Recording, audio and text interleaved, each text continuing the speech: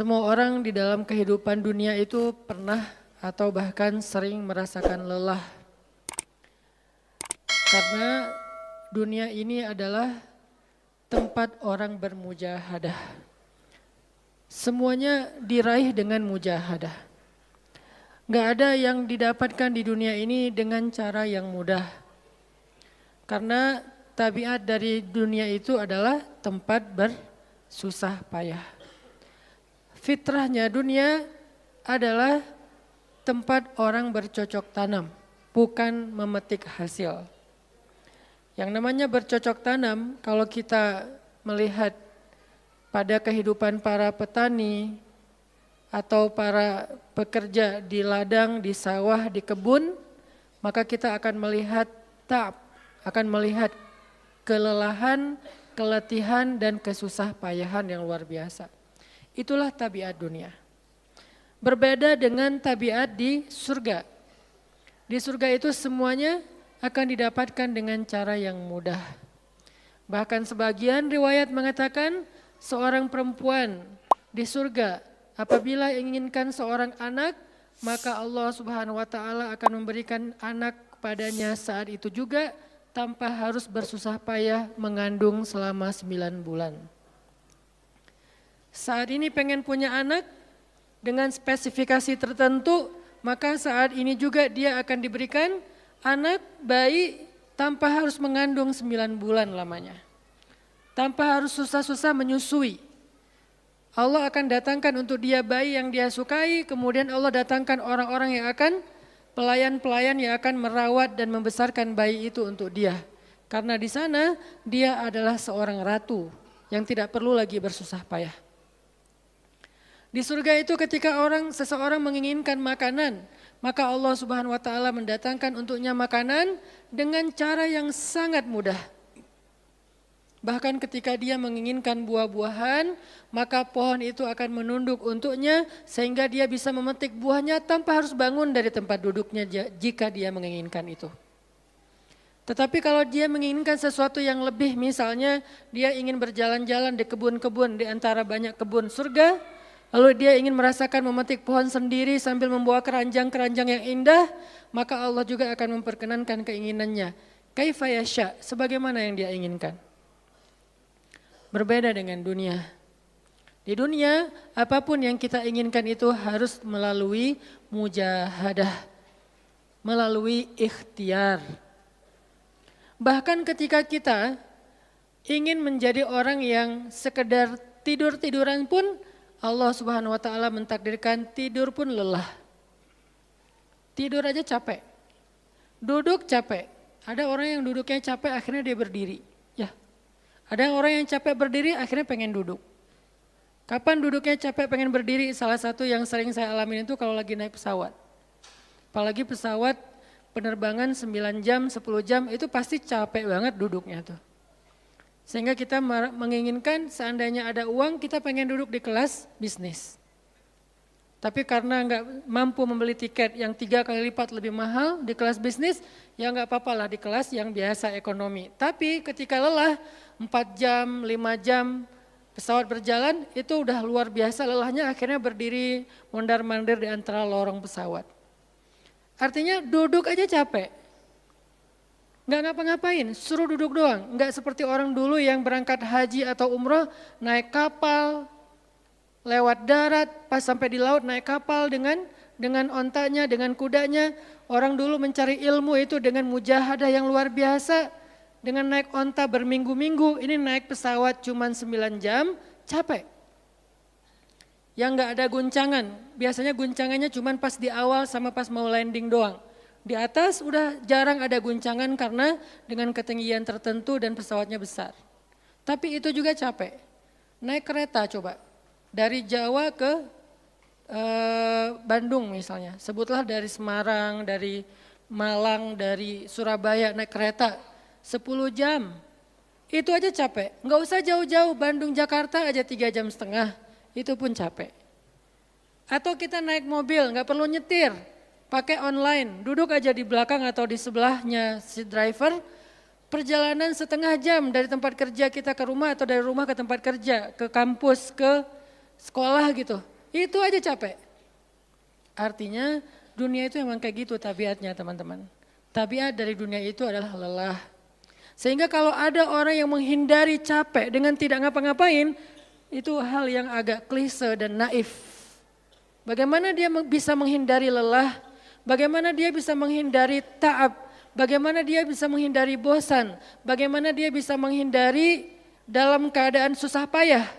Sedangkan dia masih berada di sebuah tempat, bumi, dunia yang tabiatnya memang tempat bersusah payah dan lelah. Satu-satunya cara menghindari lelah yang tidak perlu lagi bersusah payah itu hanyalah masuk surga. Tetapi kan itu tidak terjadi sekarang, kita harus meninggal dulu dan kita belum mau. Ada yang mau meninggal masuk surga sekarang? Kalau dijamin sih insya Allah ya, masalahnya nggak ada jaminan. Kalau para sahabat enak, mereka dapat jaminan.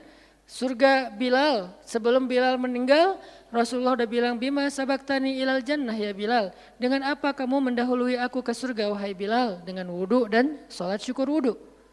Begitu juga nanti ada sahabat lain yang dijamin masuk surga bighairi hisab wala azab. Salah satunya adalah Ukasyah. Kalau kita tidak ada jaminan apapun di akhirat, kecuali berikhtiar dan bermujahadah untuk bisa mendapatkan kebaikan sebanyak mungkin di sisi Allah. Sehingga alangkah naifnya seseorang yang menghindar dari ta'ab, walham, walgham. Dia berusaha menghindar dari lelah, menghindar dari susah payahnya kehidupan, menghindar dari beban-beban hidup. Itu nggak bisa dilakukan karena kita masih berada di dunia. Yang perlu kita sekarang coba pilih adalah kita mau lelah untuk hal yang sia-sia? Apakah kita mau lelah untuk hanya bersenda gurau? Apakah kita mau lelah hanya untuk hal yang tidak ngapa-ngapain? Atau justru lelah kita itu untuk sesuatu yang mudah-mudahan beribadah kepada Allah? Makanya disebut dengan lelahnya menjadi lillah. Karena dua-duanya lelah. Ada orang yang pergi ke masjid lelah. Capek pergi ke masjid. Tapi ada juga orang yang berbuat dosa, itu juga lelah. Memangnya kalau kita beribadah lelah terus berbuat dosa enggak lelah? Banyak orang yang berbuat dosa lelah dan kita pernah merasakan kehidupan seperti itu. Sehari, 2 hari, sebulan, setahun, 2 tahun. Sampai kita benar-benar merasakan lelah banget dengan dosa. Di malam hari berbuat dosa lelah, akhirnya tidur sepanjang siang. Di siang hari berbuat dosa lelah, akhirnya tidur sepanjang malam. Lelah sama lelahnya. Antara orang yang beribadah dengan orang yang bermaksiat itu sama lelahnya. Bedanya apa? Yang satu lelahnya akan diganjar, dibalas oleh Allah dengan kebaikan dunia dan akhirat. Yang satu lagi lelahnya hanya akan disudahi dengan penyesalan. Sama-sama lelah. Bedanya lelah yang pertama mungkin baru dirasakan hasilnya setelah itu. Lelah yang kedua seolah-olah bisa langsung dirasakan kesenangannya tetapi kesudahannya adalah penyesalan. Makanya pada malam ini kita ingin merenungkan beberapa nasihat baik dari Al-Quran maupun hadis tentang bagaimana kita menjadi orang yang setiap hari tetap lelah, tetap banyak beban, tetapi beban itu mudah-mudahan menjadikan kita mendapatkan banyak kebaikan di sisi Allah. Makanya Nabi SAW bersabda dalam hadis riwayat Bukhari dan Muslim. An-nasu ka'ibili mi'ah, la takadu tajidu fiha rahilatan. Manusia itu seperti 100 ekor onta. Manusia ka'ibili mi'ah, seperti 100 ekor onta. Yang harganya murah 50 juta, yang hidupnya untuk disembelih pada akhirnya nahar, disembelih. Onta itu kan kalau disembelih sambil dia berdiri ya. Kalau ayam, bebek disembelih sambil dipegangin atau diangkat. Kalau kambing dan sapi dibaringkan. Kalau onta disembelih itu sambil diberdirikan. Dia berdiri langsung disembelih. Itu onta. Artinya manusia ka'ibili mi'ah. Nabi itu menggambarkan onta karena onta ini punya banyak macam. Mungkin di Arab nggak ada ayam yang bermacam-macam. Akhirnya pakai bahasanya onta. Kalau di kita mungkin ada ayam potong, ada ayam kampung, dan segala macam, ada ayam jago. Kalau bebek ada mentok, ada apa? Bebek yang biasa. macam-macam kan. Di Arab mungkin gak terlalu banyak variannya dan gak terlalu akrab dengan kehidupan sehari-hari mereka. Yang akrab itu kambing, kuda, keledai, onta. Akhirnya Nabi mengatakan, Anna suka ibilimi'ah. Nabi seolah-olah mengambil sebuah perumpamaan. Dan perumpamaan ini bisa kita ganti dengan culture yang berbeda di setiap negara. Tetapi perumpamaan yang paling baik itu adalah onta. Anna suka ibilimi'ah. Manusia itu seperti 100 ekor onta ibil. Onta potong. Yang hidupnya hanya untuk disembelih oleh tuannya, kemudian dagingnya dimakan atau dijual. Kenapa bisa begitu murahnya? Cuma 50 juta, 40 juta dan berakhir dengan disembelih? Karena onta ini hidupnya tidak istimewa. Dia hidup hanya untuk makan, minum, tidur, dan berkembang biak. Cuman itu misi dari kehidupan dia. Makan, minum, tidur, berkembang biak. Udah itu doang. Setiap hari kerjanya makan aja. Lihat hewan ternak ngapain? Merumput aja setiap hari. Gak ada hewan ternak yang tiba-tiba dia lagi ngapain? Lagi sholat. Gak ada. Hewan ternak misalnya lagi ngebantuin tetangga. Gak ada. Hewan ternak lagi menjenguk yang sakit. Gak ada. Hewan ternak yang lagi menyelesaikan hajat saudaranya. Hewan ternak yang lagi dengerin curhat. Gak ada. Kenapa? Karena tugas misi kehidupan mereka itu cuma diciptakan untuk makan, minum, tidur, berkembang biak, udah. Ini namanya kalau di antara onta namanya ibil. Yang hidupnya itu sesederhana itu. Nggak ada yang rumit, nggak ada yang terlalu berlebihan. Dan an-nasu, manusia secara umum mirip dengan ibil. An-nasu ka'ibili mi'ah. Jadi kalau kita bandingkan dari 100 orang itu hampir semuanya seperti ibil.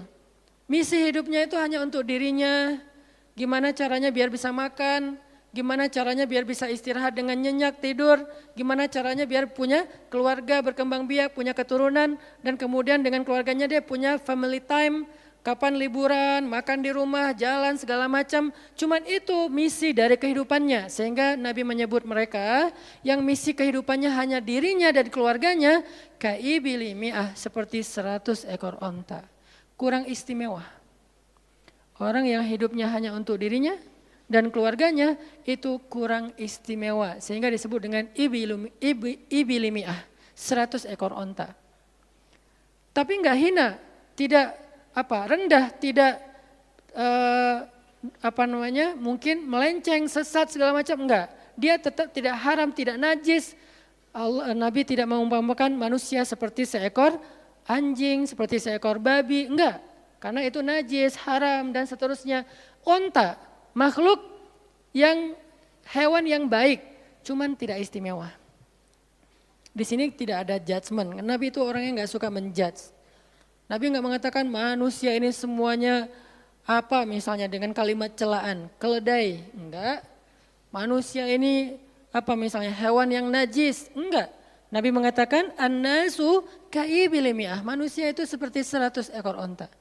La takadu tajidu fiha rahilatan. Hampir-hampir di dalam 100 ekor onta itu kamu enggak mendapati satu pun onta yang dikenal dengan nama rohilatan, rohilah. Rohilah itu dari kata rihlah. Rihlah itu udah jadi bahasa Indonesia, rihlah. Kemudian di Inggris-Inggriskan jadi traveling, trip, segala macam. Rohilah, dari kata rihlah. Apa itu rohilah? Onta yang bertugas untuk membawa beban tuannya dalam perjalanan panjang, baik itu berdagang maupun berperang. Dia punya misi lain selain makan, minum, berkembang biak, terus dipotong. Enggak, misinya lebih keren. Apa? Membawa beban. Membawa beban tuannya. Itulah rohilah. Sehingga punggungnya adalah punggung yang berkah karena di atas punggung itu ditaruhkan beban terus menerus oleh tuannya. Berangkat bebannya apa, pulangnya beban apa. Karena orang dulu kalau berangkat berniaga, berdagang ke luar negeri itu tuh bukan berangkat bawa beban, pulang enggak bawa apa-apa karena udah diuangkan, enggak. Mereka barter konsep perdagangannya. Kalau berangkatnya bawa kain, pulangnya nanti bawa karpet. Berangkatnya bawa gandum, pulangnya nanti bawa sutra misalnya. Tetap aja ada beban karena mereka berangkat jual apa misalnya ke Syam, dari Mekah ke Damaskus. Nanti pulangnya dari Damaskus ke Mekah bawa lagi barang-barang Damaskus yang bisa dijual di Mekah. Pas berangkat bawa barang Mekah yang bisa dijual di Damaskus, pas pulang membawa barang Damaskus yang bisa dijual di Mekah. Li'ilafi Quraisy ilafihim rihlatash syita'i was-saif. Rihlah syita'i was-saif. Mereka melakukan rihlah pada musim dingin dan musim panas. Itulah ilafu Quraisy, kebiasaan orang-orang Quraisy. Ilafu Quraisy, kebiasaan tradisi orang Quraisy. Apa tradisinya? Berdagang di musim dingin dan di musim panas. Barang dagangannya beda-beda. Kalau musim dingin yang dibawa itu bahan-bahan jaket. Bahan-bahan untuk menghangatkan tubuh. Bahan-bahan yang kalaupun dia bawa makanan yang biasa dimakan di musim dingin yang menghangatkan tubuh. Kayak misalnya jenis bubur di Arab itu ada namanya adas. Dan itu disebutkan di dalam Al-Quran, di Al-Baqarah. Wa adasiha wa basaliha, ada adas, ada bawang. Adas itu salah satu makanan kesukaan orang Arab di musim dingin. Karena kalau makan adas kayak bubur gitu, dia badannya menjadi hangat. Jadi kayak menghangatkan tubuh gitu. Artinya syita'i was-saif, di musim dingin dan di musim panas, dua-duanya ada barang yang didagangkan. Dan itu adalah ilafu Quraisy, kebiasaan tradisi orang-orang Quraisy. Rihlah. Siapa yang akan dibawa rihlah? Apa yang akan membawa barang dagangan mereka ketika rihlah? Namanya onta rahilah. Onta yang mengangkut beban barang tuannya. Rahilatan. Sehingga onta ini adalah onta yang lebih kuat fisiknya. Onta ini onta yang lebih tangguh perjalanan walaupun mengalami badai. Onta ini onta yang lebih kuat ingatannya sehingga dia menghafal jalan yang dilaluinya. Walaupun terjadi badai dia enggak tersesat. Jarang onta rahilah tersesat. Biasanya yang tersesat itu ibil. Ibil kalau ditaruh di tengah padang pasir, terjadi badai, terus bekas jalannya ketutup dengan pasir, dia bingung. Itu ibil. Sehingga kalau kita baca cerita-cerita tentang orang yang tersesat di padang pasir, rata-rata istilahnya kalau enggak jamal ya ibil. Kalaupun ada onta rahilah yang tersesat berarti badainya parah banget. Kalau ada hadis onta rahilah tersesat berarti badainya parah banget. Artinya rahilah ini ingatannya kuat. Dia kalau lewat satu jalan, setahun kemudian lewat lagi dia masih hafal. Itu rahilatan. Dalam teknologi sekarang kita nyebutnya dengan map.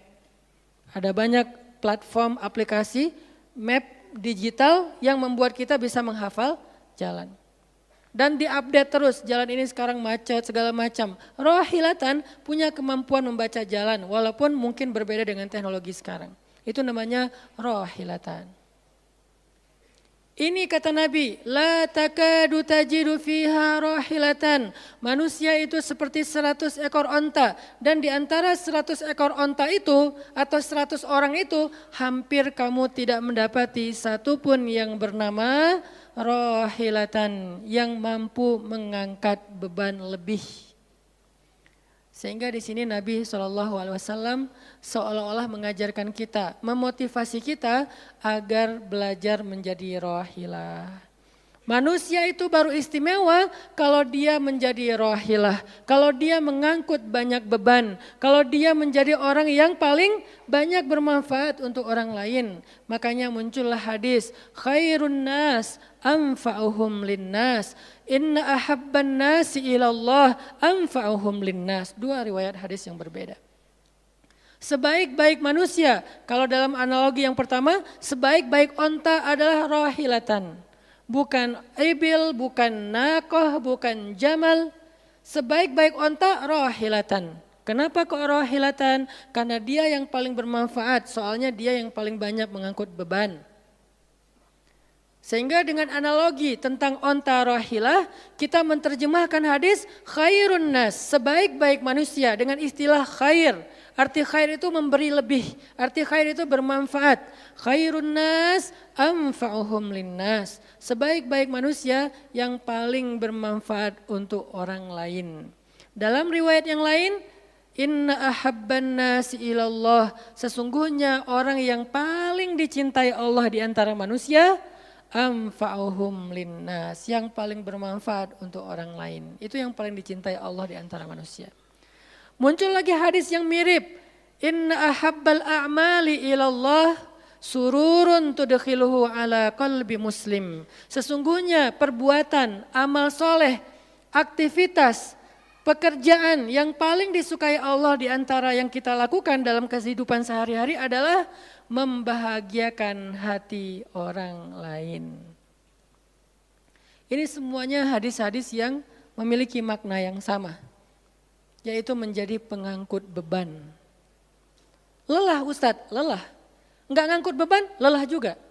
Ngangkut beban, lelah juga. Cuman bedanya orang yang lelah tanpa mengangkut beban, hidupnya penuh dengan keluh kesah, tidak ada yang menghargai, tidak dimuliakan, akhirnya dia ngeluh. Ada kan banyak orang yang ngeluh karena merasa dirinya nggak dihargai orang lain. Tetap aja ngeluh. Ada juga yang ngeluh karena terlalu banyak beban. Padahal dua-duanya sama-sama ngeluh, kenapa nggak memilih yang lebih baik? Memangnya kalau kita nggak ngangkut beban, kita nggak akan berkeluh kesah, ngeluh. Ngeluhnya mungkin bukan capek, ngeluhnya nggak ada yang hargai. Dan itu udah sunnatullah, kalau kita pengen dihargai, pengen dimuliakan, kita harus menjadi orang yang paling rahilah, yang paling banyak ngangkut beban. Nggak bisa kita jadi ibil tapi pengen diperlakukan seperti rahilah, itu nggak bisa. Kita tuh ibil, hidupnya untuk diri sendiri, nggak bantu siapa-siapa, nggak peduli dengan siapa-siapa, harta kita nggak bermanfaat untuk orang lain, pikiran kita nggak bermanfaat untuk orang lain, lisan kita tidak bermanfaat untuk orang lain, wawasan kita tidak bermanfaat untuk orang lain. Apalagi tenaga kita nggak bermanfaat untuk orang lain, skill kita nggak bermanfaat untuk orang lain, semua tentang diri kita hampir tidak bermanfaat untuk orang lain, lalu kita ingin dihargai seperti orang yang paling bermanfaat. Ini naif, klise, nggak ada seperti ini, bukan sunnatullahnya. Karena seseorang itu diberi balasan sesuai dengan mujahadah. Al-jaza ala qadril masyaqqah, balasan tergantung susah payahnya dalam berikhtiar. Siapa yang mujahadahnya lebih, maka rewardnya lebih, jazanya lebih. Jadi saya kadang-kadang ngerasa, dulu saya juga pernah merasa kayak gitu. Kenapa kok dia dihormati saya enggak? Kita enggak boleh cemburu tanpa alasan. Seolah-olah misalnya harusnya hormati semua orang dong, enggak bisa. Itu udah fitrah manusia dan sunnatullah dalam kehidupan di dunia. Kalau kita pengen dihormati orang, kita harus menjadi rohilah. Kalau kita pengen dihargai orang, kita harus jadi rohilah. Nggak bisa kita berharap dihargai oleh pasangan kita atau calon pasangan kita, tapi kita nggak punya tanggung jawab, nggak bisa. Kalau teman-teman pengen dihargai oleh pasangan halalnya, teman-teman harus mengangkat tanggung jawab yang lebih berat daripada dia. Kalau dia yang capek kita leleh aja di rumah, tapi kita minta dihargai, saya kan suami. Suami itu bukan status, suami itu peran. Ada orang dia jenis kelaminnya perempuan tapi dia suami. Kenapa? Karena dia mengambil peran laki-laki. Dan itu saya melihat banyak perempuan seperti ini. Hebat dan memalukan bagi suaminya. Di beberapa tempat saya melihat suaminya di pagi hari gak kerja. Cuma nongkrong-nongkrong aja di warung. Ngopi juga itu ada uangnya, giliran untuk nafkah keluarga dia gak punya uang. Untuk ngopi, untuk rokok dia punya uang. Untuk anaknya nunggak sekolahnya. Untuk anaknya makanannya seadanya. Sehingga karena ini udah berjalan bertahun-tahun, akhirnya istrinya udah nggak sanggup lagi berharap kepada dia, minta cerai juga nggak dicerai-ceraikan, akhirnya istrinya ikhtiar sendiri. Istrinya jadi pembantu rumah tangga, istrinya jadi kerja ke luar negeri. Saya beberapa kali ke Hong Kong, hampir tiap 4 bulan sekali ke Hong Kong, dan selalu mendengar cerita teman-teman di Hong Kong, para pejuang-pejuang di Hong Kong itu kan 99%-nya perempuan ya. Hong Kong itu 99% lebih perempuan. Beda kan sama Taiwan, Korea itu laki-laki dan perempuan agak imbang lah. Tapi kalau Hong Kong itu bisa dibilang dari 100 pekerja 99 orangnya bahkan lebih adalah perempuan. Dan semua mereka punya masalah yang hampir sama di negerinya, di kampungnya. Masalahnya mereka terpaksa untuk berangkat ke luar negeri karena demi. Ada yang demi membiayai sekolah anak-anaknya, single parent. Kemana suaminya? Suaminya pergi dan tidak bertanggung jawab. Atau suaminya ada tapi tidak mampu mencari nafkah. Terpaksa dia kerja ke luar negeri dengan segala macam resiko. Dan banyak banget kasus di Hong Kong. Siapa juga yang mau jauh-jauh dari keluarganya, apalagi punya anak masih kecil ya. Kemarin kita baru dengar cerita seorang anak yang harus merawat ayahnya yang sakit kanker gara-gara di rumahnya nggak ada siapa-siapa, ibunya berjuang di luar negeri. Kenapa? Karena suaminya sakit. Kalau ini masih bisa kita pahami lah. Tapi kemana pamannya misalnya? Kemana misalnya kakaknya, nggak tahu punya kakak atau gimana, nggak tahu kondisi pamannya. Yang jelas bahwa ternyata kita itu dihargai itu bukan karena kita berstatus suami. Kita dihargai karena kita berperan sebagai suami, bukan berstatus sebagai suami. Kalau suami pengen dihargai, ambillah peran suami. Laki-laki pengen dihargai, ambillah peran laki-laki. Apa peran laki-laki? Tanggung jawab. Ambil sebanyak mungkin. Kalau kita udah menikah, tanggung jawab kita itu kalau mau lebih, jangan cuma istri. Ambil keluarga istri untuk kita ambil tanggung jawabnya. Adiknya istri, mungkin keluarga istri kita nggak mampu. Adiknya kita sekolahin. Mertua sakit, kita biayain. Nanti siapa lagi? Keluarga besarnya ada masalah, kita biayain, kita hutangin kalau misalnya kita nggak sanggup memberikan hadiah atau sedekah. Ambil, amanah, tanggung jawab itu ambil, semampu kita. Itulah contoh Rasulullah SAW. Makanya Nabi ketika sudah menikah dengan Khadijah, yang tinggal di rumah Nabi itu bukan cuma anak kandung beliau. Ada anak angkatnya Zaid bin Harithah. Ada sepupunya Ali bin Abi Thalib. Ada banyak lagi keluarga besar Khadijah yang tinggal bersama Nabi. Sehingga rumah Nabi itu adalah rumah yang banyak sekali orang-orang yang ditampung oleh beliau. Itu yang disebut dengan anfa'uhum linnas. Ambil tanggung jawab yang besar. Sehingga Khadijah tuh respect banget sama sosok Nabi Muhammad. Bahkan sebelum Nabi dapat wahyu. Sehingga gak disebut Nabi. Respect sama sosok seorang Muhammad. Apalagi setelah beliau dapat wahyu, beban beliau bukan lagi keluarganya sekarang. Beban beliau adalah umatnya. Yang diurus oleh Nabi bukan lagi keluarga sekarang setelah dapat wahyu. Umat. Dan umat di sini lintas nasionalisme. Ada yang datang dari Persia namanya Salman Al-Farisi. Ada yang datang dari Romawi namanya Suhaib Ar-Rumi. Ada banyak sahabat-sahabat yang lintas kabilah. Bukan hanya orang Quraisy. Ada yang datang dari Yaman. Termasuk Sumayyah dengan Yasir, keluarga yang pertama syahid dalam Islam. Ini dari Yaman. Kemudian pindah lagi ke Madinah yang bukan orang-orang Quraisy. Di sana ada Bani Mudhar dari kabilah Aus dan Khazraj. Nanti berkembang lagi sampai ke Asia, Eropa dan seterusnya. Inilah bebannya Rasulullah SAW. Sehingga Allah menyebutnya dengan istilah rahmatan lil alamin. Rahmah. Tahu arti rahmah? Rahmah itu kasih sayang. Maksud kasih sayang, memberi sayang. Kasih sayang, bukan minta disayangi. Jadi kalau kita mau berkasih sayang, ya kasih sayangnya. Jangan sayangi saya dong, itu bukan kasih sayang, namanya terima sayang.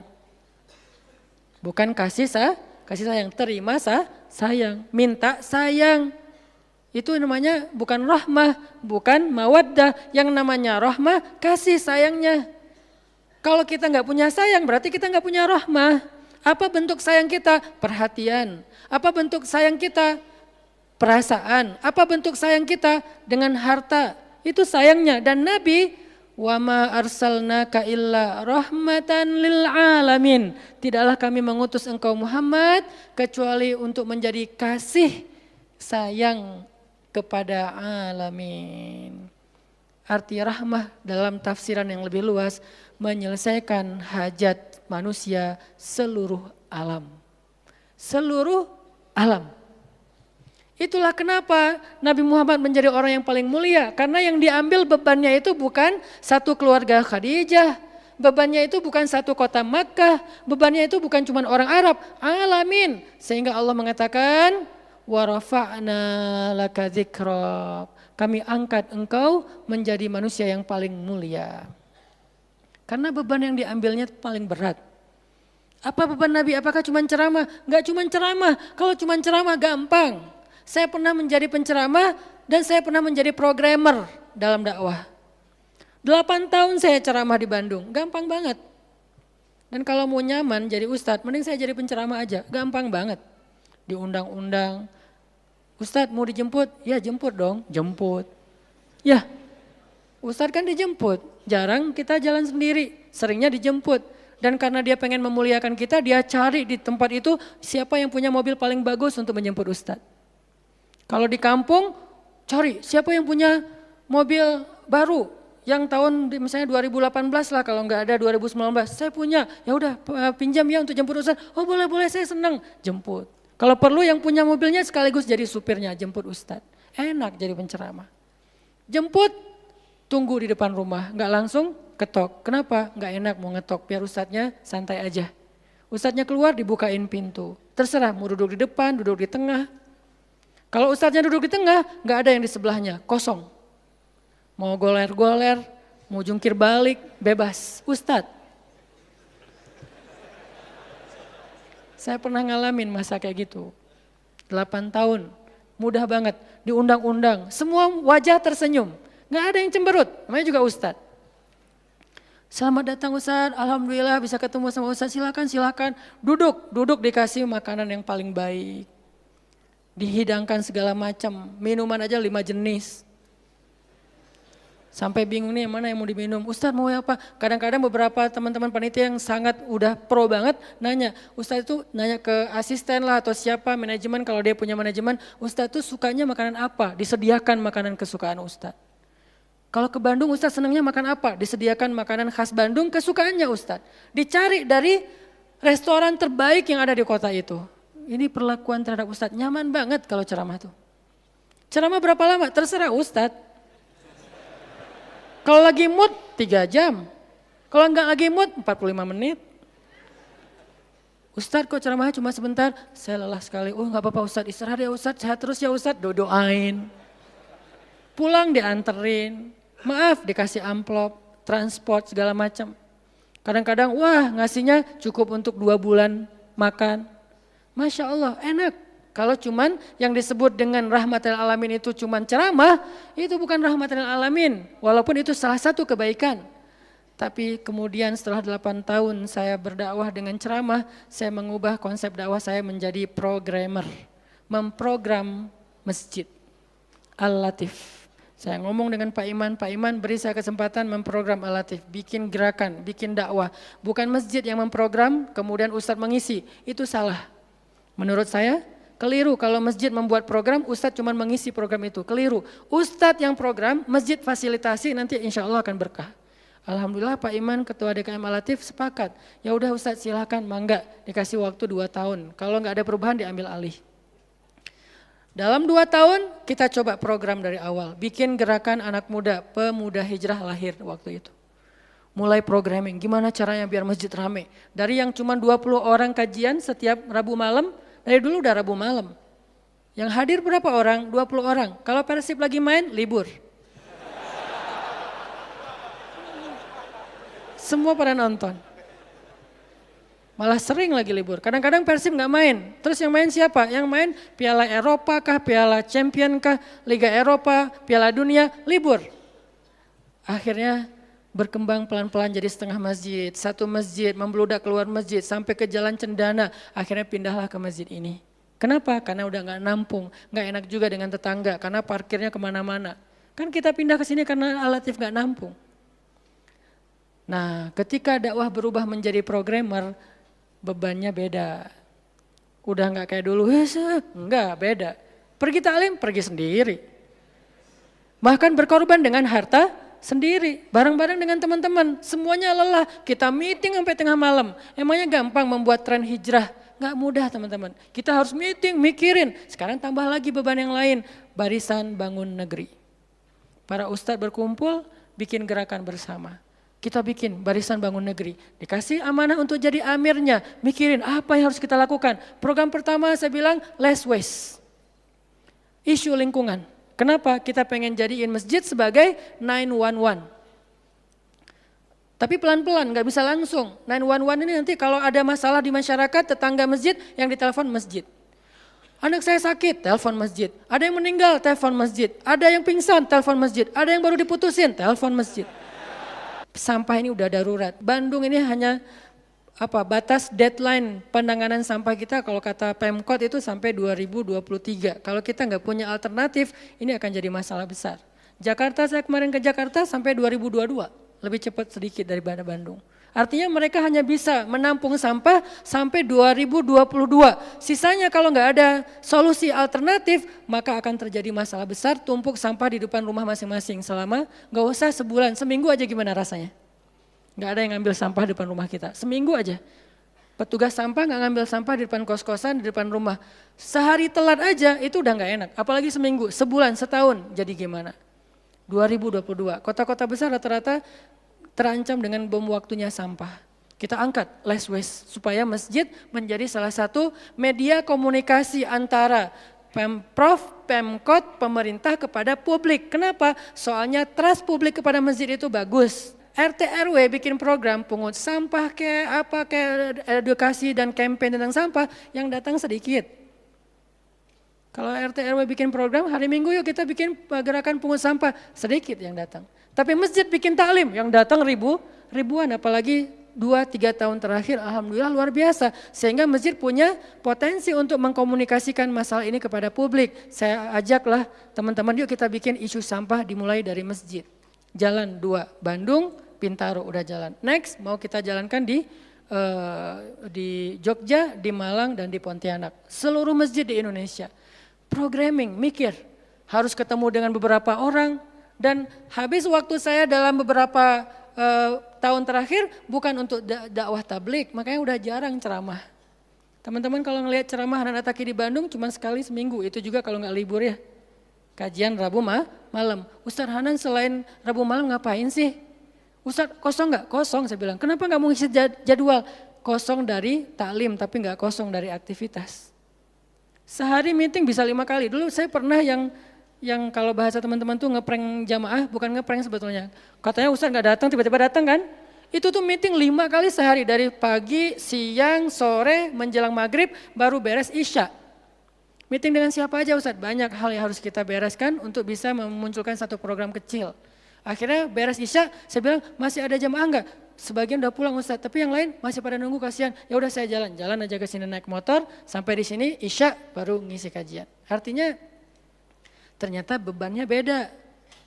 Tapi rohilatan, itu yang disebut dengan dakwahnya Nabi. Saya baru mengambil sebagian kecil dari banyak varian dan instrumen dakwah Nabi, itu cuma sebagian kecil, memprogram, baru masjid. Nabi itu alamin loh. Gimana mengubah kota Makkah yang dulunya kemusyrikan merajalela, perzinahan merajalela, kemudian anak perempuan dibunuh karena dianggap membawa sial, riba luar biasa, banyak yang dibunuh gara-gara gak mampu membayar hutang, dan perbudakan, dan banyak lagi masalah sosial. Bukan hanya masalah akidah dan ibadah. Akidah dan ibadah itu adalah inti masalahnya, kemudian merembet ke masalah sosial, biasanya kayak gitu. Kalau akidahnya melenceng biasanya sosialnya rusak, walaupun gak selalu kayak gitu juga sih. Karena ada di beberapa negara yang akidahnya mereka syirik tapi sosialnya bagus, walaupun ada problem sosial lain yang mungkin gak perlu dibahas di sini. Yang jelas awalnya berawal dari kemusyrikan, kemudian berkembang menjadi masalah ekonomi, sosial dan seterusnya. Nabi menyelesaikan masalah kota Mekah. Gimana caranya? Mekah yang tadinya kota yang jahiliyah menjadi kota Islamiyah, kota yang Rabbaniyah, kota yang penuh dengan kebaikan. Madinah yang tadinya kota yang penuh dengan sampah, Yathrib berubah menjadi kota Munawwarah. Sekarang udah nyampah lagi. Di zaman Nabi itu benar-benar Madinah Munawwarah. Sekarang mungkin nggak sebagus di zaman Nabi, cuman bangunannya doang yang megah, tapi secara lingkungan, secara sosial nggak sebaik zaman dulu lah. Kalau bangunan itu kan bukan indikasi peradaban ya. Karena kita pernah mengalami masa peradaban Islam yang keren, nggak ada tuh bangunan pencakar langit seperti Dubai. Kita di Dubai bangunan pencakar langit, tetapi secara peradaban ada masalah di Dubai, terutama masalah sosial. Di Arab Saudi masalah lingkungannya luar biasa, salah satu penghasil sampah 10 besar di dunia. Kalau untuk masalah sampah organik termasuk 5 besar di dunia. Artinya makan sering dibuang-buang. Makanya sampah organiknya paling banyak, waste-nya paling banyak. Itu yang diselesaikan oleh Nabi di kota Mekah dan Madinah. Kemudian berkembang di kota-kota lain sampai ke Irak, sampai ke Syam, sampai ke Mesir, sampai ke Eropa, sampai ke Turki, sampai ke Afrika, bahkan sampai ke Nusantara. Rahmatan lil alamin. Rahmah bukan cuma ceramah. Kalau ceramah, Nabi lebih jago dari siapapun. Orang siapapun yang berceramah itu kopas dari Nabi kan?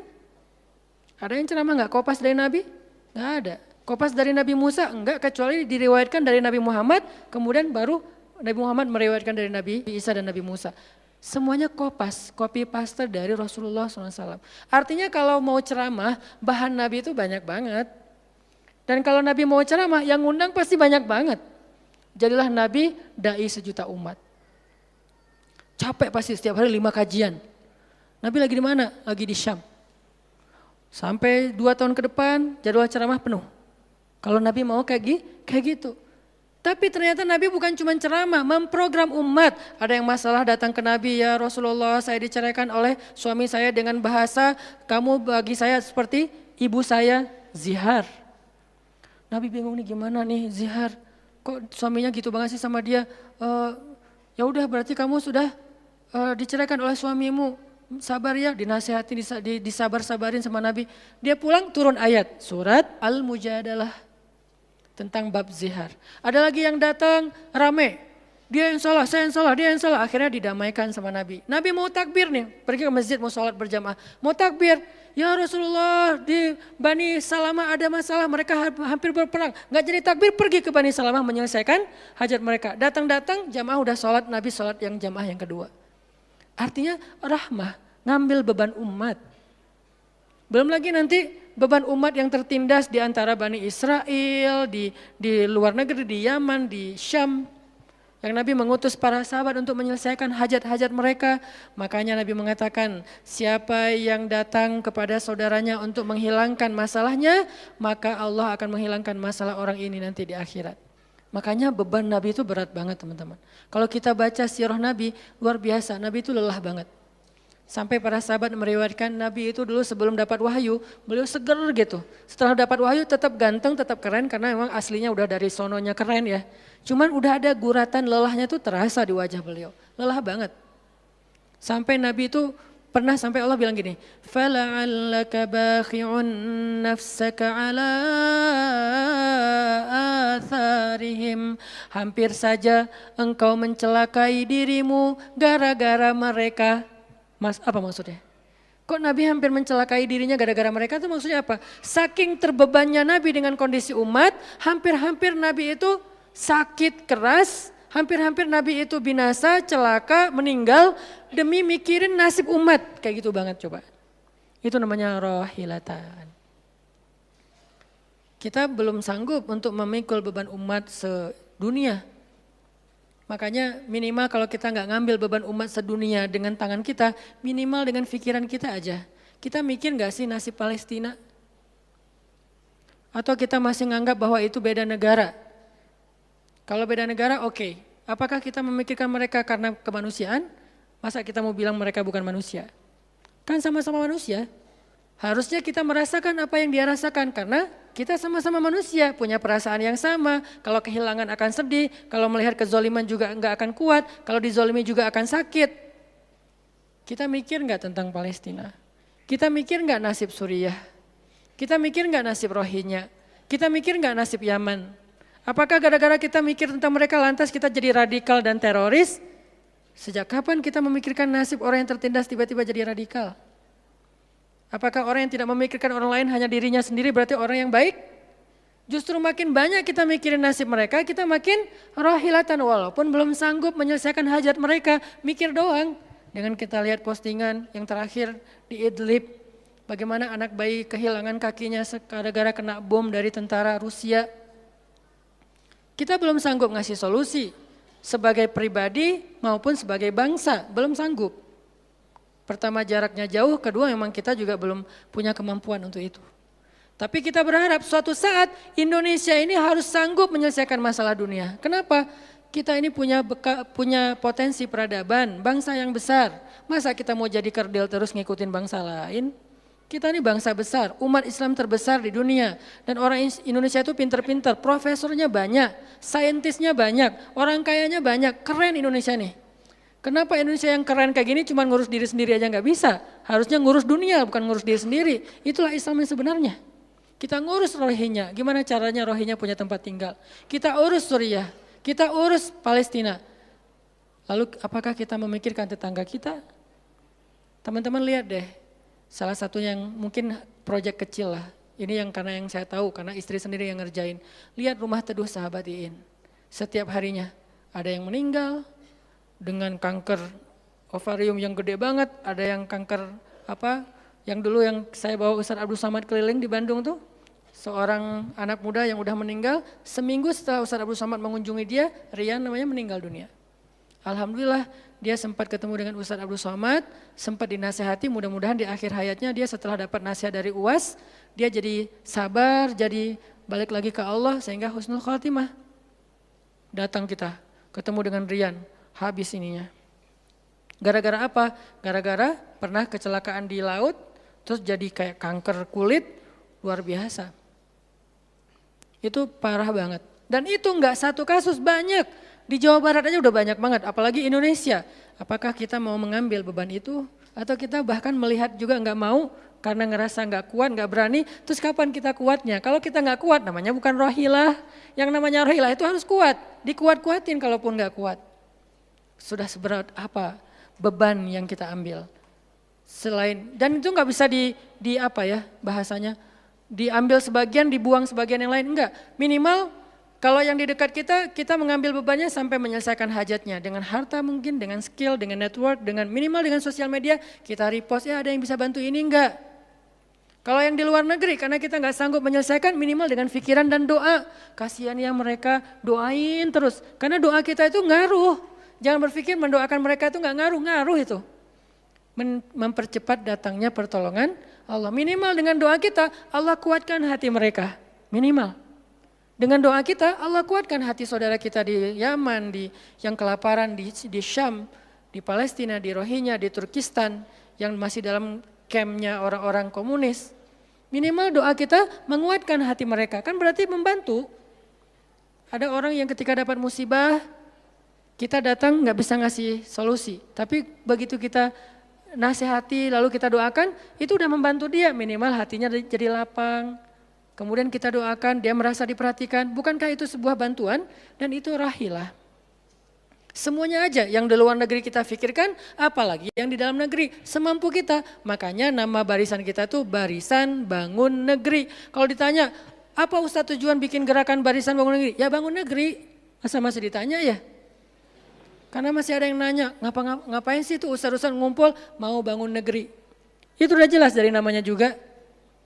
Terus santrinya ngapain? Namanya Santri Bangun Negeri. Ustadznya Barisan Bangun Negeri, ada 2 nama. Para guru, saya pelan-pelan pengen ngumpulin para guru-guru yang seleting. Supaya kita barengan, ngumpulin pelan-pelan. Namanya Barisan Bangun Negeri. Nanti teman-teman yang ngikutin para guru, para santri, namanya Santri Bangun Negeri. Jadi kalau ditanya mau ngapain, mau bangun negeri. Programnya apa? Pertama, program isu lingkungan. Nanti naik lagi isu sosial, naik lagi isu healthcare, kemanusiaan, kesehatan dan seterusnya. Kan itu tugas pemerintah, kita nggak mau menyalahkan siapapun, udah capek berdebat. Tugas kita sekarang siapa yang pengen jadi rohilah.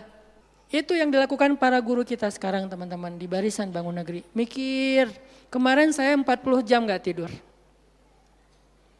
Dari Bandung ke Jogja, di Jogja ada acara, udah beres acara kita ada meeting yang penting banget yang bikin saya sesak sampai sekarang. Itu ada diskusi yang saya tidak bisa sampaikan ke publik, itu diskusi dari jam 11 malam sampai jam 3:30 subuh. Kenapa diskusinya sampai malam Ustaz? Karena besok kita semuanya udah pada bubar, udah pada pulang masing-masing ke negerinya sehingga nggak sempat ketemu. Ketemunya kita cuman malam Selasa subuh pesawatnya udah mulai ada yang pesawat jam 5, jam 6, jam 7. Jadi malam itu harus kita selesaikan meeting kita. Meeting lah kita sampai jam 3:30 subuh. Beres meeting langsung ke bandara. Saya dengan salah satu ustadz ke bandara berdua naik flightnya pas bareng. Belum selesai tadi meetingnya, meeting lagi di pesawat. Dari Jogja ke Jakarta. Di Jakarta saya ketemu dengan beberapa teman-teman yang pengen mendukung program pesantren yang sedang kita dari setahun yang lalu ingin kita buat, tapi juga belum cukup untuk membebaskan lahan. Karena kita butuh 15 M membebaskan lahan. Alhamdulillah udah terkumpul sekitar 2 M, masih jauh dari target. Baru membebaskan lahan, belum membangun. Akhirnya bahasa istri saya ngamen di Jakarta dari pagi, siang, sore, malam. Malam pulang, di kereta juga diskusi lagi sama istri karena ada beberapa program yang harus kita bereskan. Sampai rumah jam 12 malam, jadi 1 hari setengah, hampir 2 kali 24 jam, baru istirahat. Itu kalau programming, beda dengan ceramah. Diundang ke Jogja, Ustadz ceramahnya di Jogja, oke jam berapa? Isya, ya udah saya datangnya maghrib. Terbang jam 5 sampai di sana maghrib. Ceramah, beres ceramah saya tidur, gampang kan? Beres ceramah jam 11 malam balik ke hotel, dipesankan hotel sama panitia. Hotelnya mau yang gimana Ustadz? Terserah, yang dekat-dekat aja biar nggak capek di jalan. Oh ya Ustadz, dikasih hotel biasanya yang enak, yang deluxe. Masuk ke hotel, mandi air hangat, ya. Beres mandi air hangat, pesan makanan online. Karena tadi belum makan, misalnya kalau telat makan juga, pesan datang ke kamar. Kadang-kadang saya cuma pesan 1 jenis, mereka pesan 3 jenis. Saya belum makan, lapar, boleh nggak pesan sate? Oh boleh Ustadz. Datang sate, datang mie godok, datang apa, banyak. Semuanya ditaruh di depan kamar. Ustadz ini udah ada makanannya, Masya Allah makanannya banyak gini. Kalau cuma ceramah, habis makan jam 12 tidur. Bangun sholat subuh, beres subuh, olahraga. Ya, karena di hotel treadmill. Beres treadmill, berenang. Beres berenang, breakfast. Beres breakfast, terbang ke Bandung. Kan enak ya kalau cuman ceramah. Jadi kerjanya cuman 1,5 jam pas ceramah. Itu juga santai, namanya juga ceramah gampang. Tapi kalau programming, buat program kayak tadi ceritanya, meeting gak beres-beres. Sampai enak dengan meeting. Kopi entah berapa gelas. Ada yang digulaan, ada yang gak digulaan. Ada yang pakai susu, ada yang gak pakai susu. Sampai diistilahkan yang gak pakai susu kopi akhi, yang pakai susu kopi ukhti. Semua jenis kopi.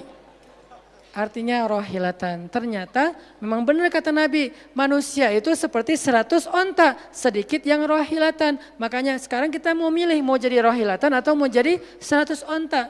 Dimulai dari hal yang kecil. Saya ngajak teman-teman, yuk kita jadi rohilah, kita angkat beban negeri kita, beban bangsa kita. Saya pengen banget masjid itu jadi kayak rumah teduh. Sekarang yang menjalankan pasien kanker kurang mampu se-Jawa Barat salah satunya rumah teduh itu. Yang sekarang ada 15 rumah dengan sekitar 300 pasien. Yang setiap kali operasi itu 40 juta karena kalau pakai BPJS antrinya setahun. Sehingga harus pakai jalur normal. Dan beberapa di antara mereka belum sanggup untuk membayar cicilan BPJS sehingga nunggak nggak bisa pakai. Kita selesaikan. Harusnya itu dilakukannya oleh masjid. Kenapa? Karena potensi zakat, infak, sedekah, kenceleng masjid gede. Jangan cuma dipakai buat renov. Jangan cuma dipakai buat pengumuman hari Jumat. Kenceleng minggu ini. 300 juta. 300 juta di sebelah masjid ada orang lapar. Berarti ngapain 300 juta teh? Harusnya 300 juta itu kenceleng minggu ini. Harusnya 300 juta tapi tinggal 10 juta. Kenapa? Beban umat diangkat semua sama masjid. Itu cita-cita kita, pengennya masjid itu menjadi, makanya ada hashtag masjid peradaban. Apa masjid peradaban? Masjid rohilah, masjid yang mengangkat beban umat. Bukan cuma membuat program jihad, pengajian hari Ahad. Udah lewat lah masa kayak gitu-gitu, udah gak keren. Nih saya tantang masjid-masjid yang ada di Indonesia, jangan hanya fokus dengan taklim. Taklim itu udah banyak dan mudah melakukannya, kurang challenging. Coba masjid mikirin masalah sekitarnya, satu masjid mikirin satu RW kalau masjidnya kecil. Kalau masjidnya masjid kecamatan, mikirin satu kecamatan. Kalau udah beres dengan kecamatannya gak ada lagi masalah, pergi ke kecamatan sebelah. Kolaborasi dengan masjid kecamatan sebelah, yuk selesaikan masalahnya. Bisa banget kalau masjid mau. Tapi serahkan programnya ke ustadz yang ngerti harokah, yang ngerti pergerakan. Dan sekarang udah banyak ustadz yang ngerti pergerakan. Baru kita akan melihat Indonesia yang luar biasa. Terus apa yang bisa kami lakukan ustadz? Yuk bareng-bareng dengan saya, dengan pemuda hijrah, dengan para guru barisan bangun negeri, kita bangun deh Indonesia semampu kita. Dengan apa? Dengan skill kita masing-masing. Dengan potensi kita masing-masing. Ada yang punya harta dengan hartanya. Ada yang punya kemampuan skillnya dengan skillnya. Saya udah berkali-kali menjelaskan skill itu untuk dakwah penting. Bukan hanya penceramah. Nah, mau nggak nih teman-teman? Yuk kita bangun Indonesia. Sekarang kita mikirin apa yang bisa kita lakukan untuk Indonesia. Masing-masing dengan potensi kita. Karena kita anak masjid. Anak masjid. Karena kita banyak sering ke masjid, ya udah kita bangun Indonesia dengan cara masjid. Dan ternyata cara masjid itu bukan cuma Allahu Akbar dan Subhanallah, salam, enggak. Yang dibicarain di masjid itu bukan cuma juz-juz Al-Quran, tapi masalah umat. Karena Nabi membicarakan masalah umat itu di Masjid Nabawi. Yang kita pengen ke sana, berharap banget bisa umroh. Apakah di Masjid Nabawi itu cuma ada raudhah kemudian orang berdoa, egois banget pengen masuk surga sendiri? Enggak. Di raudhah itu Nabi dengan Jibril bicara tentang umat. Gimana caranya umat ini selesai masalah mereka. Sampai ke penjuru dunia. Yang terjajah dibebaskan dari penjajahan. Yang terzolimi dibebaskan dari kezoliman. Itu namanya rahilah. Saya yakin di sini banyak potensi dan skill yang keren-keren. Coba berikan skillnya untuk dakwah. Dedikasikan skillnya untuk agama. Yang kalau kita dedikasikan untuk agama, insya Allah untuk bangsa dan negara udah pasti. Karena agama kita itu bukan agama ritual. Agama kita ini adalah agama kehidupan. Sehingga yang ada di dalamnya bukan cuma bab sholat, tetapi juga bab orang sakit. Dan kita tahu banyak hadis tentang itu. Bab lingkungan dan kita mulai tahu hadis-hadis tentang itu. Yuk kita dedikasikan skill kita, potensi kita, harta kita untuk agama Allah. Kita angkat beban umat bareng-bareng. Karena kalau saya ngangkat sendiri, saya paling-paling ngangkat sanggupnya itu 100 kilo. Itu juga udah ngos-ngosan. Tapi kalau kita ngangkat bareng-bareng bisa bertonton beban umat kita angkat. Mudah-mudahan dari kajian mager ini, mudah-mudahan kelak kita bisa menjadi orang yang mudah bergerak, sanggup bergerak dan geraknya bersama-sama. Barakallahu fikum, billahi taufiq wal hidayah. Allahumma inna nas'aluka ridhaka wal jannah wa na'udzubika min sakhatika wan nar. Allahumma a'inna ala dzikrika wa syukrika wa husna ibadatik. Rabbana habbib ilainal iman wa zayyinhu fi qulubina wa karrih ilainal kufra wal fusuqa wal isyan waj'alna minar rasyidin. Rabbana atina min ladunka rahmah wa hayyi' lana min amrina rasyada. وهيئ لنا من أمرنا رشدا وهيئ لنا من أمرنا رشدا واجعل لنا من كل ضيق مخرجا ومن كل هم فرجا ومن كل عسر يسرا ربنا آتنا في الدنيا حسنة وفي الآخرة حسنة وقنا عذاب النار وصلى الله على سيدنا محمد وعلى آله وصحبه أجمعين والحمد لله رب العالمين.